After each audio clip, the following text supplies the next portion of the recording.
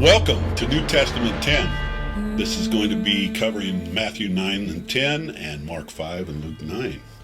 And I put this slide in there today. Well, before I do that, I'm Farrell. And I'm Rhonda Pickering. And we're just grateful to be here again. We appreciate it. Sometimes I want to fight over the chapters. This is a good chapter. Oh, I know. I do that. I do the long straw. You draw the long straw. Anyway, so Matthew 10, yep. Luke 9. So this is just really fun. And this statement that's at the top, which I'm kind of calling our title, "Go forth as sheep in the midst of the wolves," that is backwards of the normal way you would think, because mostly we think of the wolves in sheep's clothing. Right. But in this verse, he's actually telling us to go forth as sheep in the midst of the wolves. Now that's just counterintuitive, right? I mean, why would a sheep go into the wolves? Well, it's the disciples, right? I know. That's what I say. So we're talking in this scenario, we're talking that he's telling his disciples to go out there in the midst of the world and still be sheep. But in the next portion here, you see that he's given them some advice in the middle of it. "And I will send you forth as sheep in the midst of the wolves. Be ye therefore wise as serpents and harmless as doves, but be aware of men, for they will deliver you up to the councils, and they will scourge you in the synagogues. And ye shall be brought before governors and kings for my sake, for the testimony against them and the Gentiles." So right there, we're kind of approaching the whole thing here, that he's saying, hey, you're going to go out there amongst these forces in the world, but be wise, but you're not going to be the aggressor. And that's a counterintuitive position to be in. You're kind of in a position where you're going out there being meek amongst the wolves instead of the wolves amongst the sheep, you know? So it's kind of counterintuitive. And so anyway, I think that's just an incredible thought that he counseled and gave the counsel that we go amongst the world, but we go out there in wisdom and we approach these things and we deliver our message up. Okay, going on here. "But when they deliver you up, take no thought of how you will, or what you will speak, or what you shall speak. For it shall be given unto you in that same hour what you shall speak. For it is not ye that speak, but the Spirit of your Father which speaketh in you." And we were doing a lesson yesterday on Polycarp. Yeah. And in the story of Polycarp, I mean, he was a perfect example of this. I mean, I know. When I read it, I was thinking the whole time, holy cow, this comes right after the letters to the 7 churches, specifically Smyrna. Yeah, we're actually teaching on Revelation right now also. And in the lesson on the Smyrna and this time, you have this story of Polycarp, and he is an example of this in Technicolor, where he goes into the midst of the wolves. Anyway. Well, and I think of Abinadi and Sure. others. And it's interesting because we often, we can be like Oliver Cowdery and take no thought. And the Lord says, no, you got to study it out first. But in this case, it's an interesting situation because the wolves are delivering you up to the authorities to be judged. Yes. And that's the circumstance where the Lord says, don't even think about it. I will put the words for you to say. I will carry you, more or less. And that's very, very comforting, because in a situation where you're a sheep amongst the wolves, it's really important that you feel the hand of the Lord carrying you. Well, you can imagine being in that situation. And I'm sure many of us may experience this in the future, where we are actually brought into situations that can be quite uncomfortable. And it's really important that we keep the Spirit with us so that we know that He is going to carry us through it. This whole section right here in Matthew is counterintuitive as the way we normally would think. And the brother shall deliver up the brother to death, and the father the child, and the children shall raise up against their parents, and cause them to be put to death. And ye shall be hated of all men for my name's sake. But he that endureth to the end shall be saved. But when they persecuteth you in the city, flee to another. And verily I say unto you, ye shall not have gone over the cities of Israel till the Son of Man be come. This is, we think, he come and restored peace, and yet he says in these verses that his followers are going to be betrayed a lot over the years. I mean, if you look at the years right after Christ's mission and when his apostles went out, they very much were persecuted during those times. And of course, the circumstance here is that being the political pressures that were being put on the people to conform to the laws, whatever they were, worship Caesar, whatever time period you're talking about here, it's that pressure from the powers that be that cause them to betray each other.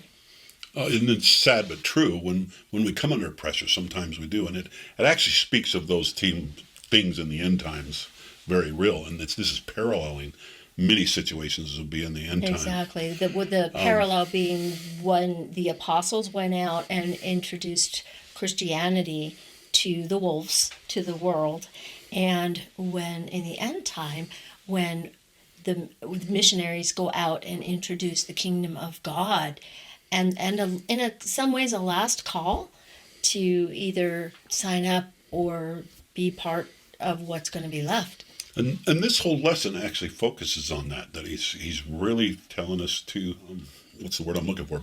Buck up. Get courage and go forth with courage and valor. And more or less all of the apostles of his day had to do that in a big way. And many of the second generation also, which Polycarp was in that second generation. Right. And then he goes on to say, fear them not, therefore, for there is nothing covered that shall not be revealed, and hid that shall not be known. What I tell you in darkness, that ye speak in light, and what ye hear in the ear, that ye preach ye upon the housetops. Now, when he says darkness, what he's really saying is in private. Right. That word is not really, Christ would have never spoke in darkness in literal terms, but in what he's really trying to say is that which I'm teaching you in private, will be preached on the housetops. And, what a day we live on. Most of our antennas come in from the housetops. Most of our information comes into our homes, in the form of the essence of air, almost it seems like. And so we have much of these things being preached all the time to us, and yet there's so much mingled in and about it.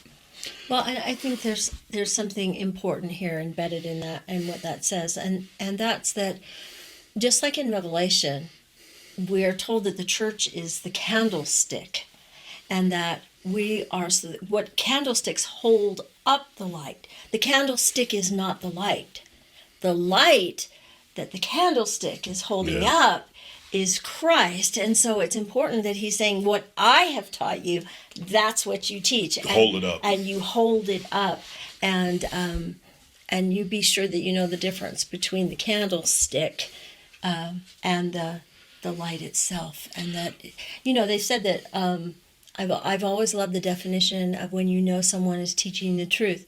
And that's if they hold up Christ and not Absolutely themselves. Love that. Right. And this is definitely a private briefing to his apostles and to them. This isn't something he's saying to the masses. Although when he gets to about this point in Matthew 10, it's hard to keep the masses away because he's done so many miraculous things. And everybody's just searching after him, and they're following him places, and you can understand it. If somebody was doing the things that Christ did, he would draw so much attention, including the opposition who are plotting to kill him, even this early in the game. Oh, for sure. Well, and they're challenged. It's challenging their paradigm, and sad but true. At this particular time, the worst opposition was the religious organization of the Jews at that time. Fear not them that kill the body, but are not able to kill the soul, but rather fear him that is able to destroy both soul and body in hell. So, this whole courage he's given them is, hey, this is the real deal. You guys are going to go out there, and truthfully, all of the apostles suffered a very persecuted death, Right. for sake of a term, except for John, who hasn't yet. But if you, That line always reminds me of the anti-Nephi Lehi's. yes, absolutely, Fear not them which kill the body, but are not able to kill the soul, because they wouldn't slay their brothers because they feared for their souls, for the greater death, which would be hell. yes. Whosoever therefore shall confess me before men, him I will confess also before my Father which is in heaven. But whosoever shall deny me before men, him will I also deny before my Father which is in heaven. Think not that I have come to send peace on earth. I came not to send peace, but a sword. Now this is really, it's kind of cross-grained to what we normally are wanting to put Christ in that position. But you got to understand, he's really not talking about taking up arms. It's not talking about that kind of peace. He's talking about he's going to shred the doctrine of the devil. And that's what causes this peace to come apart, is because he actually is dividing doctrinally the doctrine of the devil and the doctrine of Christ, as we would call it. Moving on. For I am come to set a man at variance against his father, and a daughter against her mother, and the daughter-in-law against her mother-in-law, and a man's foes shall be they of his own household. He that loveth father or mother more than me is not worthy of me, and he that loveth son or daughter more than me is not worthy of me. Some of these things are kind of hard because none of us want family to be pushing back. But if you look throughout Scripture, we have many examples of that. You got right at the very beginning, Cain and Abel.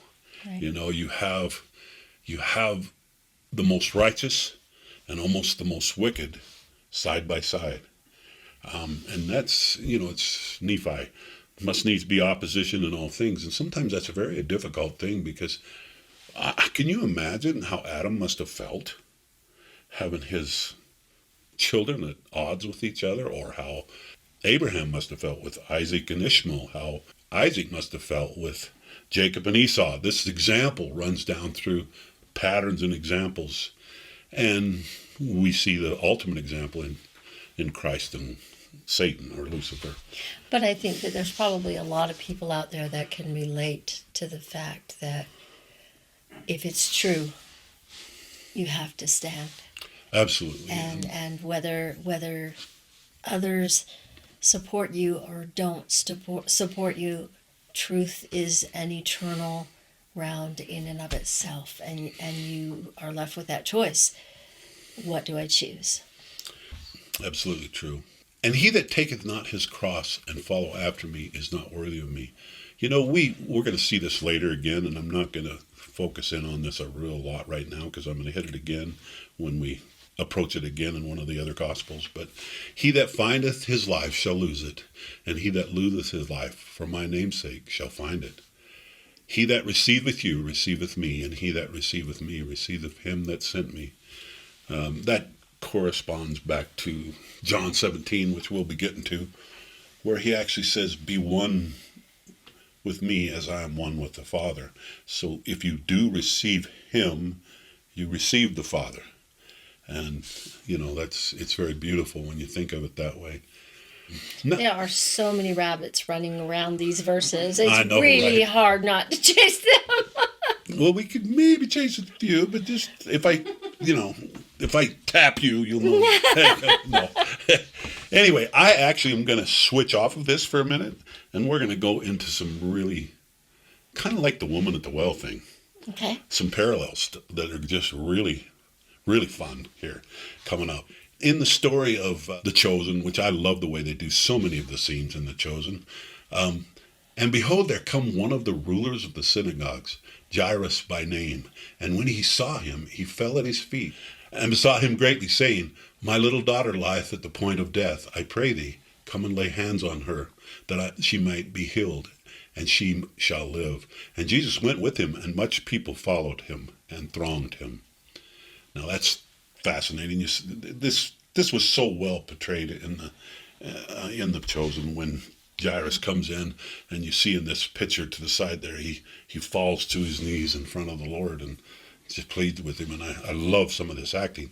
Anyway, so Christ quickly, also being recommended of others, he quickly responds, and he starts to follow Jairus, and goes with him, and they go, and by this time, people just gather around the Lord all the time because of the great things that he has been doing. And you can imagine that. The types of things that the Lord has been doing up to this point are starting to draw a lot of attention. I mean, they're really starting to pull people in. But as he's going and this throng of people are around him, we have this situation where this woman with an issue of blood kind of comes in from the sidelines and touches the hem of his garment, which probably was his tzitzit, in that situation, like they show in the movie. That's probably Right. accurate. The hem of his garment was probably the tzitzit he wore. And a certain woman which had an issue of blood 12 years and had suffered many things of many physicians and had spent all that she had, and nothing bettered, but rather grew worse. When she had heard of Jesus, came in and pressed behind and touched his garment, for she said, "If I may touch but thy clothes," or his clothes, "I shall be whole." Sorry. It is so beautiful the way Jonathan portrays Christ. I've never seen an actor, and this is probably a little tangent, but I've never seen an actor be able to convey the spirit of him as much as I feel Jonathan does in this story. He has all the compassion, and yet he has none of the rigidity that most actors put into the story. I mean, most actors, they make him so stoic, I guess is the way to call it. He becomes so unreachable almost. And I love the way they portray him in this. He kneels in front of her and he says, of course, she says first, "And straightway the fountain of her blood was dried up, and she felt in her body that she was healed of the plague." And Jesus, immediately knowing in himself that virtue had gone out of him, he turned about in the press and said, "Who touched my clothes?" And his disciples said unto him, "Seest thou this multitude thronging thee? And thou sayest, Who touched me?" I mean, that's kind of a given. People are going to be bumping into you all the time. But this is different. Before we move on with this story here, I just wanted to mention, you said tzitzit, and I'm afraid that there might be people out there that don't know what tzitzit are. And so the Hebrew people wore a prayer shawl. And this prayer shawl is very specified in the Torah, the type of blue that needs to be in it, and the corners have these tassels, and they tie these tassels a very specific way, and they represent the commandments. And in doing this and in wearing this prayer shawl, would be as if the commandments were in front of you, before your eyes at all times. And the corners of these garments, where they're actually hemmed over for the tzitzit to tie onto them, are also called, they're in Hebrew, it's the kanaf, which is also translated the wings.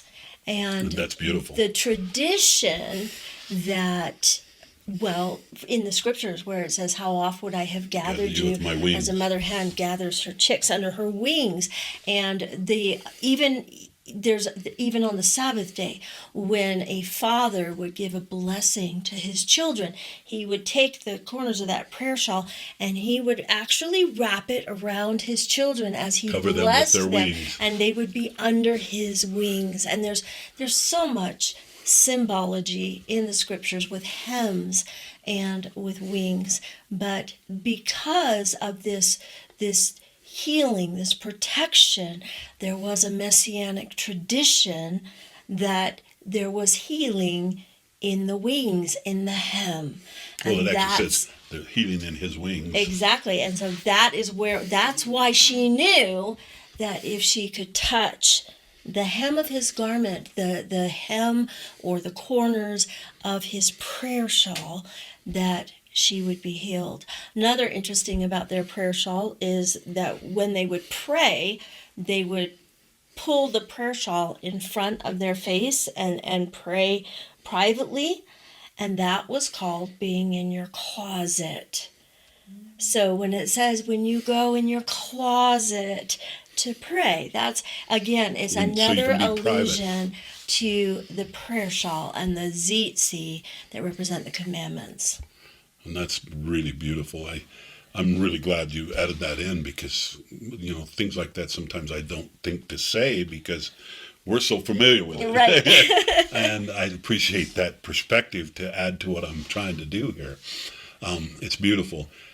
And he looked round about to see her and had heard that had done these things. But the woman, fearing and trembling, knowing what was done in her, came and fell down before him and told him the truth. And he said unto her, Daughter, thy faith had made thee whole. Go in peace and be whole of thy plague. And I don't know, if you've watched this episode, for me, it just tore at my heart. But this is all on the way. So it's just like it showed, he's on the way to heal Jairus' daughter at this time. As this all takes place on the way, he gets mobbed, and then this woman touches the hem of his garment, all on the way to heal Jairus' daughter. There's also a small detail to take note of, and I guess we'll get to it when we get back to Jairus' daughter. Are we going back to the daughter, or? Yeah, just be patient before you jump in too far. I just want to mention that how long she had her. Yeah, just be patient with that. Okay, you're going there. Okay. Okay, don't jump my punchline. There you go. All right. And so while he yet spake, there came from the ruler of the synagogue's house a certain which said, Thy daughter is dead. And of course, Jairus is just brokenhearted. And he says, Why troublest thou the master any farther? Don't bother him. She's gone. It's over. Don't worry about it. Too late. And as soon as Jesus heard these words were spoken, he saith unto the ruler of the synagogue, Be not afraid, only believe. And he suffered no man to follow him, save Peter, James, and John, the brother of James. And he cometh to the house of the ruler of the synagogue, and seeth the tumult, and them that weep and wailed greatly. So, and they showed this so well. I love the way they do it. But the part that just stuck out to me in here, do not be afraid, only believe. Now, how many of us can do that?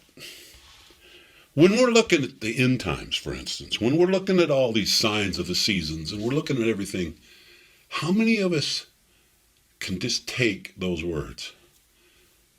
Do not be afraid, only believe. Oh, like especially if you're a sheep going amongst the wolves. Yeah. This is big stuff. And so we have this situation where you can imagine your daughter just died, and Jesus is saying to you, do not be afraid, only believe. And then he kind of does. So that's really, really beautiful in this whole story. And we have, and when he came in, he saith unto them, Why make ye this ado and weep? The damsel is not dead, but sleepeth. Now, you got to understand, she was dead, but he is addressing it that she sleepeth in the sense that he wanted to talk about so that he didn't draw too much attention to this event. He was trying to be careful not to accelerate his timetable too quickly, because you can imagine, you do know what happens when he raises Lazarus from the dead. He literally, then it just explodes, and we go right into the climax of his ministry. And they laughed at him into scorn, but when he had put them all out, in other words, he escorted, they had them taken out, and they do this so well in The Chosen. He taketh the father and the mother of the damsel, and them that were with him, and entered into where the damsel was lying. And he took the damsel by the hand, and said unto her, say that for me. Talitha Kumi. Which is being interpreted, damsel, I say unto thee, arise. And in our previous episode, we talked about how many times he says, arise. Right, and that's always a resurrection motif. Yeah, it's like a resurrection motif, but it's also a spiritual salvation motif. Right. Okay, arise is, it's a reoccurring theme. Well, it's important to understand, and sometimes the kids have questioned me on this, and that is, if Jesus is the first fruits of the resurrection, what do you do with Lazarus? What do you do with these dead people that are coming back to life? And it's important. I mean, it's obvious for some of us, but it's important to remember that this is not her resurrection. Right. This is a shadow. She's going to die again. Yeah, this is just being brought back. This is a type and a shadow of the time when we really will arise. Yes, and it's like, and I love the way you put that is this. It's not the resurrection. You're not gonna. They didn't get their resurrected body. Right. It was just a bringing back to mortality. We're gonna go back and we're gonna parallel what we did a couple of lessons ago, or 3 lessons ago. I guess it would be 4 lessons ago. And he must needs go through Samaria. You remember this story about the woman at the well? And it says he must needs go through Samaria. Then cometh he to the city of Samaria, which is called Sychar, near to the parcel of ground which Jacob to his son Joseph gave to his son Joseph. Let's just really quick set the stage right here for people that aren't real familiar with John chapter 4. Jesus has cast out the money changers in the temple at Passover, and then he has been in the wilderness with with preaching, and John the Baptist is baptizing, and John is arrested, and so Jesus has to leave. We're talking John the Baptist. John the Baptist, right. And they're plotting to take Jesus as well. And so he is going to go north. He is going to head to the Galilee for the Galilean ministry. And on the way between Jerusalem and the Sea of Galilee is Samaria. And so it's really not totally on the way. It's kind of a little bit of a detour. It takes a detour. But the other thing to realize is that, there was Passover, and then there was the time he spent with John and the preaching and everything in Judea. And now it would have been Shavuot, 50 days after Passover, when he's passing through Samaria, and that becomes really important just to set the stage that this is a prophetically appointed time at the well. And I'm not going to spend a lot of time here because we just did a lesson on this. But you remember that when he does this woman of the well, that this is prophetic.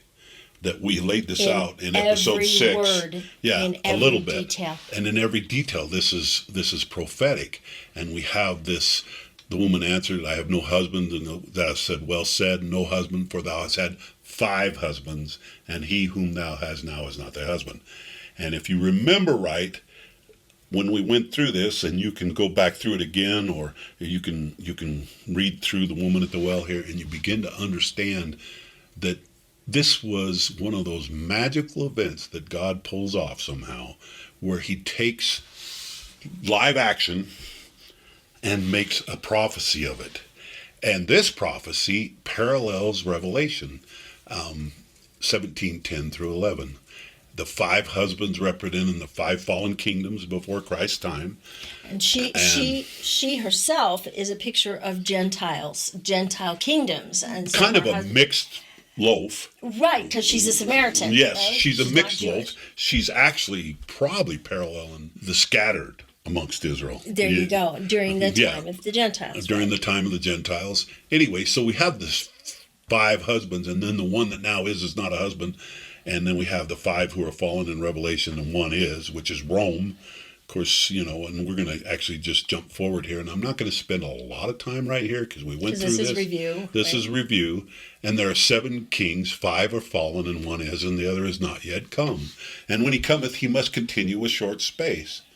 And the beast that was and is not, even he is the 8th, and is of the 7, and goeth into perdition.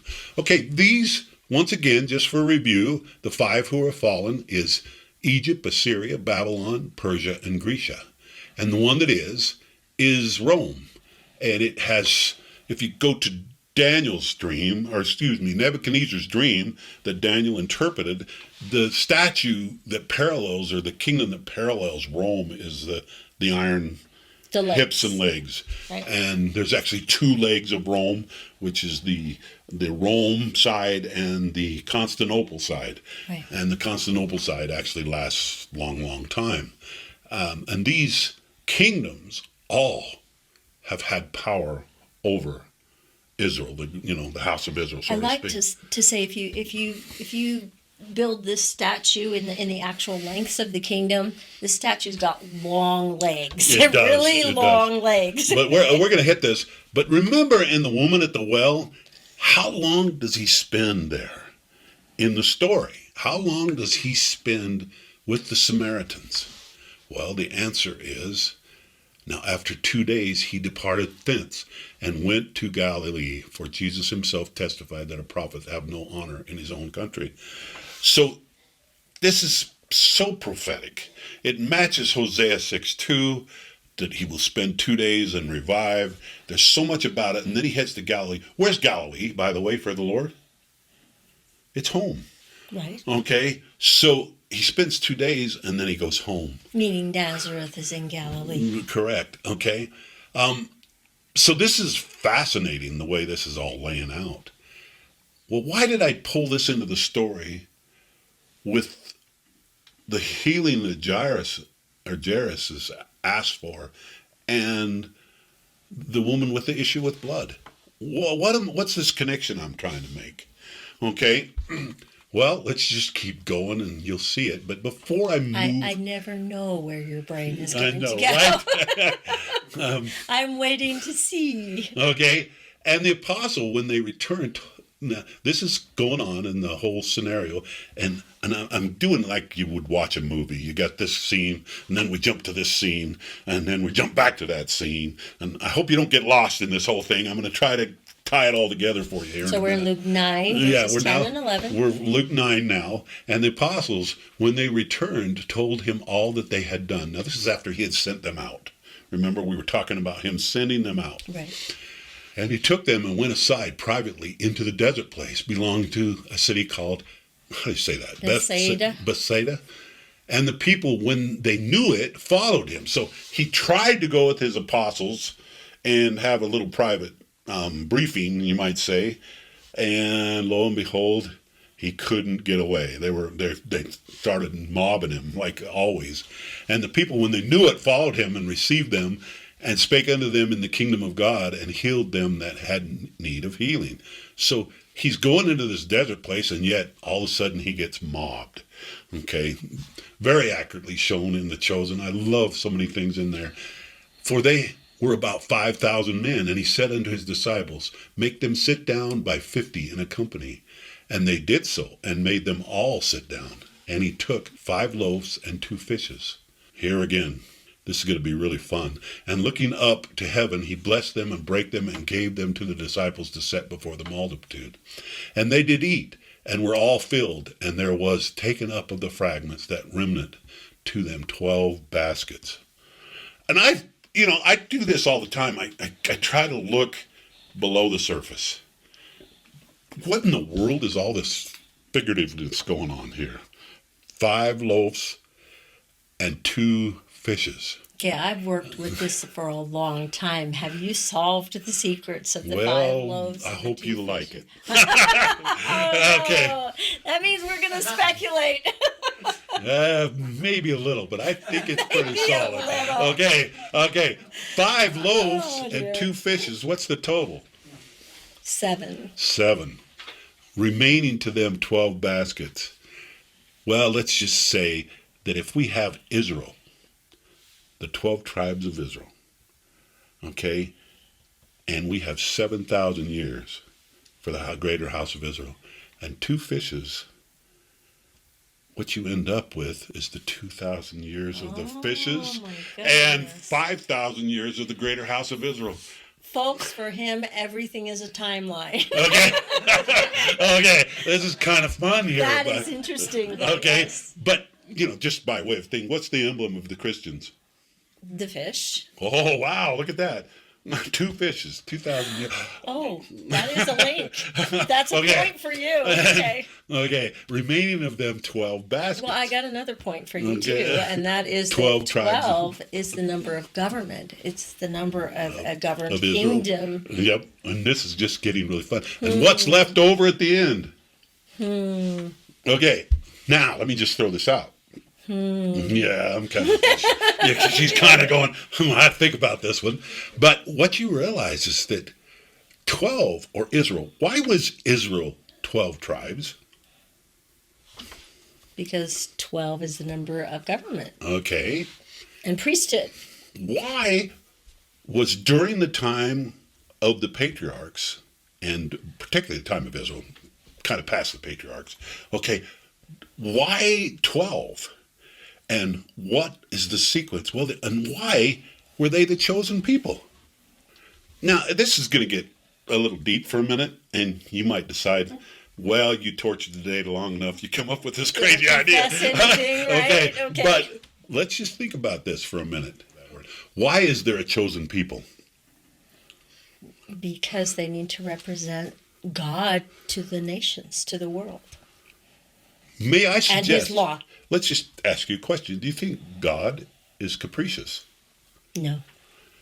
Then You better define capricious for the you do that teenagers. for me. Okay, so a capricious God would be one that would say, today I did not sleep well tonight, you get zapped. You know, it's just not something that It's very mood driven. Yeah, it can be figured out. It's just absolutely I'm in a bad mood. random. I can do anything I want anytime. It's not based on law. It would be what basically the Greek gods were. Yeah, it's kind of like they didn't have to follow any rules. Zeus and all of them. They're just like, I'm gonna. Whereas Jehovah, the true God, the God of Israel, says that if he did not keep his law, he would cease to be God. So I'm gonna throw out this, and this is, if this is probably a little uncomfortable for the Christians as a whole, but it shouldn't be for. Well, I'm Christian, so Well, I'm referring to this in a particular light. I'm not saying we're not Christian, but I'm going to throw this out in your mind that the concept of a chosen people is very uncomfortable unless you believe in the Church of Jesus Christ of Latter-day Saints doctrine. And I said that way instead of Mormon, because I would have normally said Mormon doctrine, but we've been asked not to do that. But we believe in a pre-existence. And if you don't believe in a pre-existence, then God seems capricious. Okay? technically a premortal existence, right? A pre-existence, things happened there that made decisions of how we came into this world. Right. Okay? And if that were not so, God is capricious. He is arbitrary. And he just randomly picked these house of Israel to be his chosen people.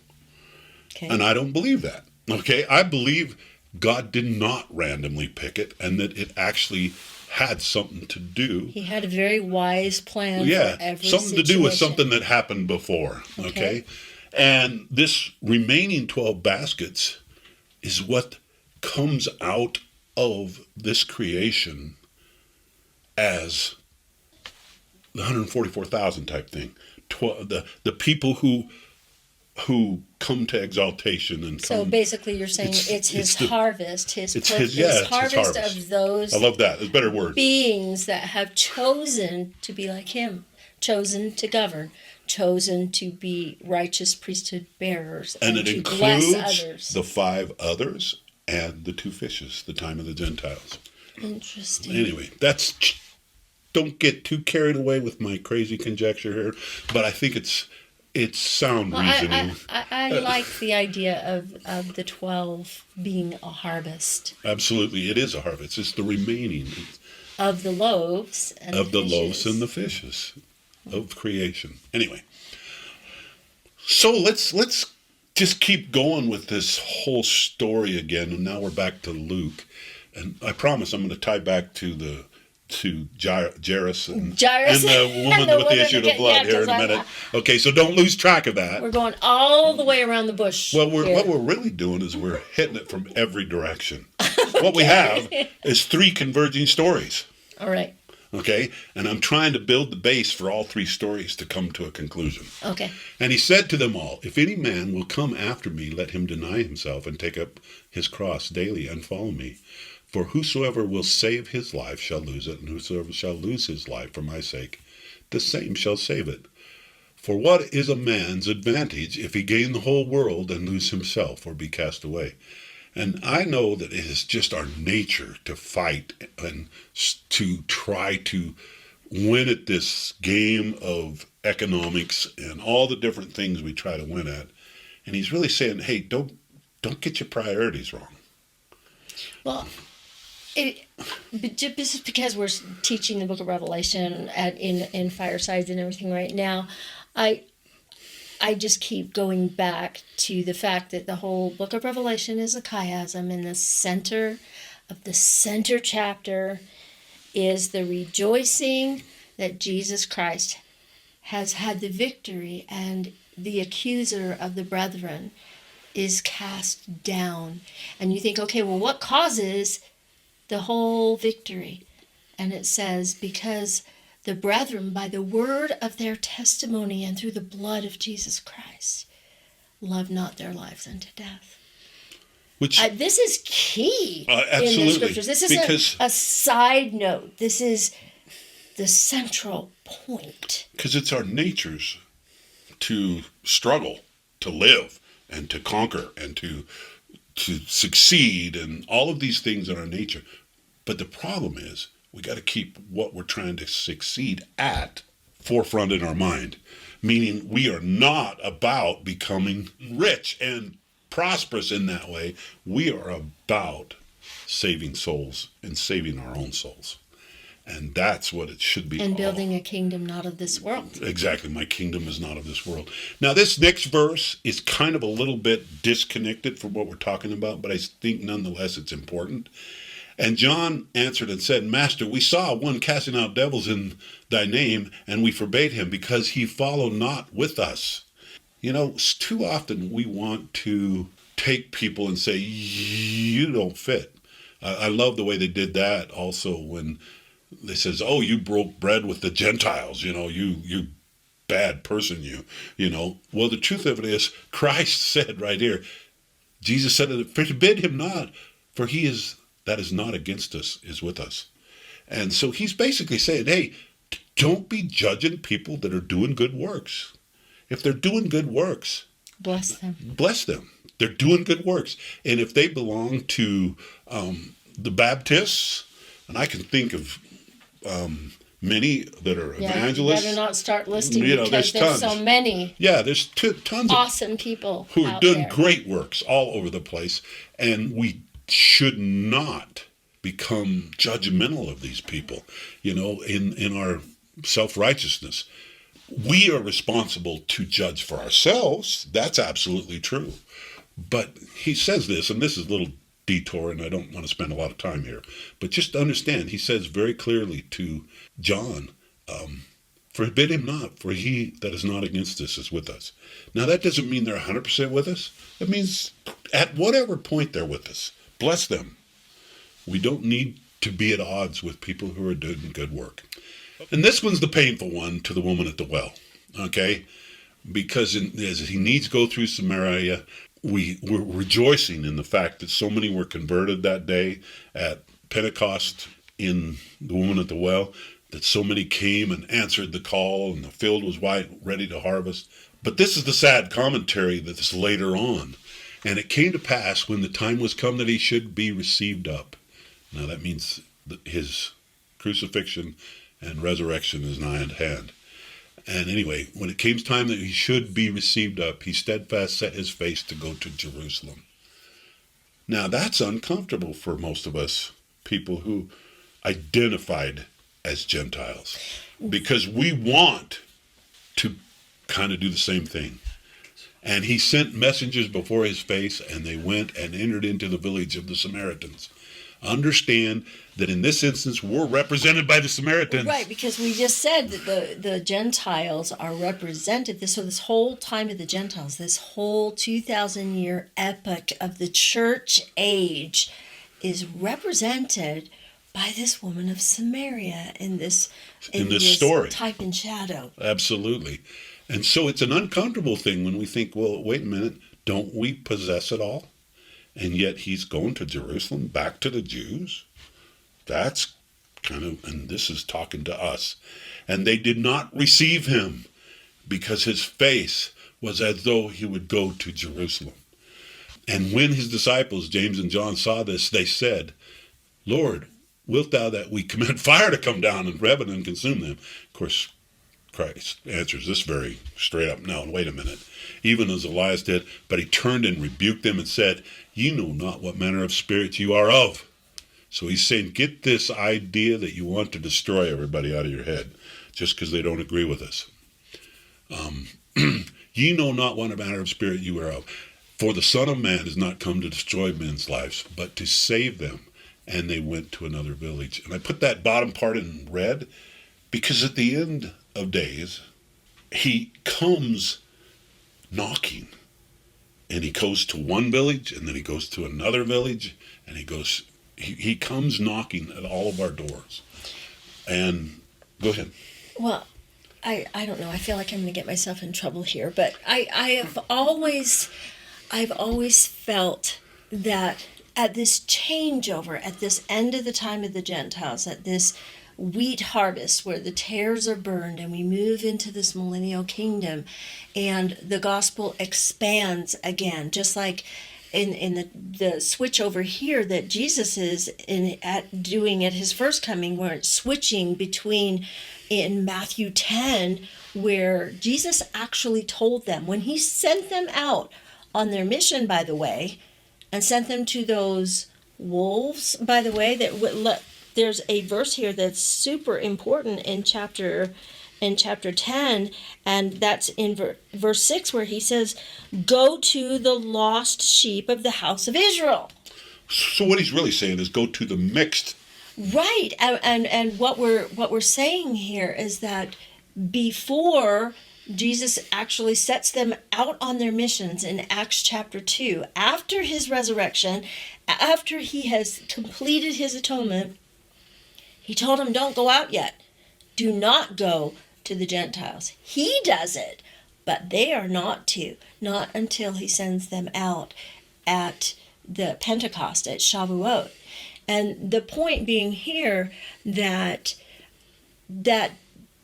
we look back on it and we say, oh, you prejudiced people, why? How can you be so self-righteous that you didn't want to eat with sinners? We forget that it was against the law of Moses to bake bread with unbelievers. Exactly. And they did not understand how in the world Jesus was saying, well, guys, it's time now to take the gospel to the world. And so what I wanted to point out here is that I like to think about it in the terms of the pilgrims when they arrived in America. They were clutching by their heart the one thing that was most precious to them, and that was their Geneva Bible. Right. And the question is, who are the authors of the words in that Bible through the Spirit of God? Israel. They're Jewish prophets. And I ask the kids this a lot, how many Jewish authors are there in the Bible? Depending on how you use the word, all of them. Exactly. Okay. And then how many Jewish authors are there in the Book of Mormon? Same again. All of them. Okay. And so, except for, you could argue I that. know. I don't want to split hairs. You can split hairs there, I right. guess. But the point that I'm trying to make is that the Jews had this fundamental belief that if you're going to be saved, you need to be Jewish. Yeah. Okay? And yet, the church is going to take the scriptures and they're going to totally embrace those scriptures without becoming Jewish.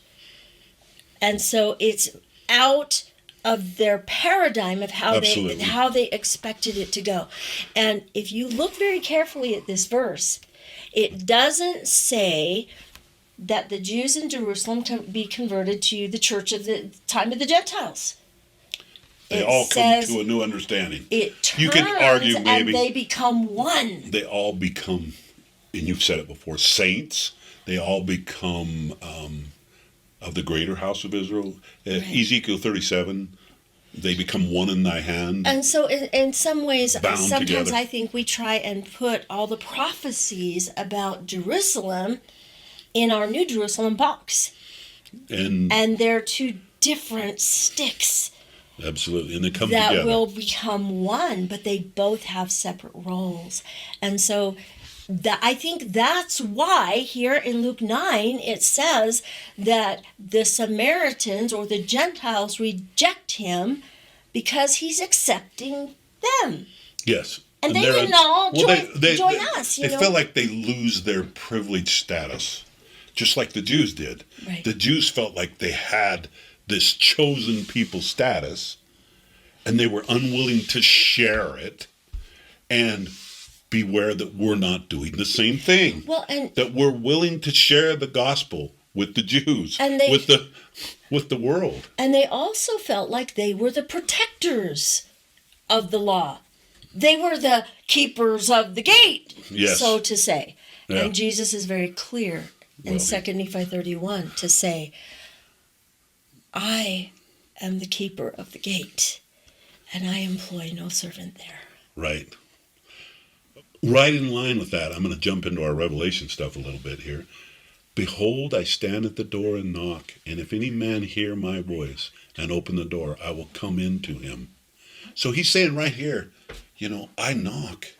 Just like they're saying, go to the Samaritans, and if they don't receive it, move to the next house, so to speak. So he stands at the door and knocks, and I will come into him if he opens it, meaning the person that you're knocking on. And I will sup with him, and he with me. To him that overcome will I grant to sit with me in my throne. Even as I also overcome, I am set down with my Father in his throne. He that hath an ear, let him hear, that the Spirit hath said to the churches. So he's saying right here, this becomes a personal journey. We all need to answer the door when he knocks. And that is just an incredible thought. And I love the painting that you chose to represent this because, of course, you realize there's no doorknob. Right, It on the has to outside. be opened from the inside. And I was going to also tie that back in because I didn't want to get anybody to get the wrong idea from what I was saying. Remember, I have to jump ahead to John 10 on this one, but remember that Jesus, when he's talking about being the gate or the door of the sheepfold, he said that a true porter will bring the sheep to me, to the shepherd. Yeah, that's beautiful. Well, before I hit this, I want to go back to the story of the woman that has come through the whole issue with her blood and Good, we're coming back. and the healing of Jairus' daughter. Now let's just look at this allegorically. Jairus is of Israel. Okay, he is got a sick daughter, and that daughter represents the Israel having been born Plotting to kill Christ. Okay, well, no, don't get sidetracked here because that might dilute the conclusion I'm after here. Wrong way. Okay. Okay. So, 12 years ago he was born, and 12 years ago she had her issue with blood. So Israel is born, and the Gentiles are unclean. And this story is that Christ comes to the house of Israel to save her. And in the way, he must needs go through Samaria, so to speak. It's a side journey or a rabbit trail, and he saves the Gentiles in the process. He saves those who are unclean. And we know from Peter's account in Acts that the idea of clean and unclean becomes redefined, okay, in Christ's life. And we actually are in a situation, I hope I can articulate this well, he actually connects the two stories with the 12-year-old girl and the 12 years of unclean.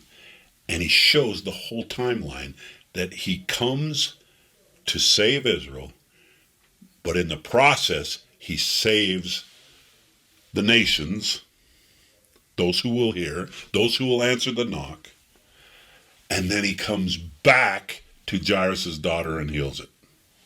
So Israel gets healed after the woman with the issue with blood is healed. So in essence, he took and wide openly... He modeled the Israel and then the pause while we have the time of the Gentiles, and then back to Israel. Exactly. And the end result is... that Israel arises Israel in the third arises, day. and in essence, the rest of us get baked through and become the greater house of Israel. So baked through. Yeah, That's Hosea. Hosea chapter 7 that says, Ephraim's a half-baked cake. He's mixed himself among the nations. And so, in essence, what happens is we all come back together, just like it says in Ezekiel 37, and I will have the stick of Joseph and the stick of Judah and the tribes of Israel, and they will become one in my hand. And the story of this strange sequence of events with Jairus coming and asking to be healed, so he wants coming to say, heal Israel, please. And in the way, he heals the nations, he heals the world, and then he heals Israel at the end. She arises. But she actually died first. So Israel, pretty much became non-existent for that time, died during that, and then he comes and heals Israel, and at the Mount of Olives, and all these things come back together. When I read that in D&C 133, when it said, and Judah, after her pain, will be sanctified before the Lord to worship him day and night. I just wept because I realized that, as a nation, she made covenants that she would follow her God, even if it cost her life. And in essence, we're on one team. The 10 tribes, Ephraim, Joseph, the house of Joseph, the house of Judah. We're on one team. Especially since Jesus said, I am he who gave the law. Yes. I hope that was a blessing to you. Thank you very much for indulging That was awesome. my stuff here. And your speculation was fun. I think it's pretty solid myself because it connects with the 12 years of both the 5 Jairus and the 7. Yeah, the 5 and 7. And you got the fact that there's 3 12s in there, yeah? Yeah, and it all connects and it all points to the same story. And it is the plan of salvation for the earth. Yeah. The whole sequence of events. The plan to save everybody. Yeah, so that he can give everyone that opportunity to answer the door. He can turn to the Father and say, of all that you have given me, I have lost none. None. Thank you, and God bless till next time. Thank you for kind of coming with us as sheep into the midst of the wolves, right?